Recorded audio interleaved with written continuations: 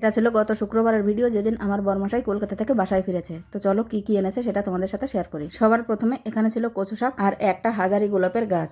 তো এই দুটো আমার ভাসুর পাঠিয়েছে আমার জন্য। আর এখানে আছে চই ঝাল, তারপর আছে মিষ্টি আর আমড়া। অনেকগুলো মিষ্টি এনেছে বন্ধু বান্ধবদের দেওয়ার জন্য। তারপর বেশ কয়েক প্যাকেট চানাচুর এনেছে, আর সেই সাথে এনেছে মিষ্টি গজা এবং কটকটি। এক প্যাকেট চিড়ে ভাজাও আছে। আর এখানে আছে আমাদের গাছের কিছু বুনো আমড়া।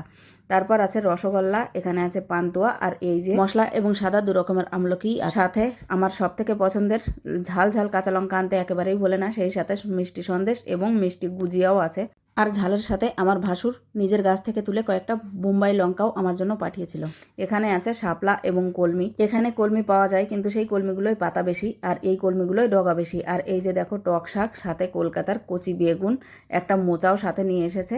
আর এখানে আছে দেশি উচ্ছে, আর হ্যাঁ সেই সাথে দুটো তালও এনেছিল। আর এখানে আছে সর্ষে এবং পোস্ত। আর সবার শেষে আমার বরমশাইয়ের পছন্দের দেশি লেবুও এনেছে অনেকগুলো। সেই সাথে আমার জন্য নাইটি আর শাড়িও এনেছে, সেটা দেখানো হয়নি। সাথে ছিল কয়েকটা দেশি মুরগির ডিম এবং টিপ, আলতা, সিঁদুর, চুলের ক্লিপ, যেগুলো আমার যা এবং তার মেয়ে পাঠিয়েছে। তো বন্ধুরা, তোমরা যারা কলকাতায় থাকো তাদের কাছে এই সমস্ত জিনিসগুলো খুবই সামান্য মনে হলেও আমরা পাই না, তাই আমাদের কাছে মূল্যবান। তো যাই হোক, আজকের ভিডিওটা কেমন লাগলো কমেন্টে জানিও। সবাই ভালো থেকো, সুস্থ থেকো, টাটা।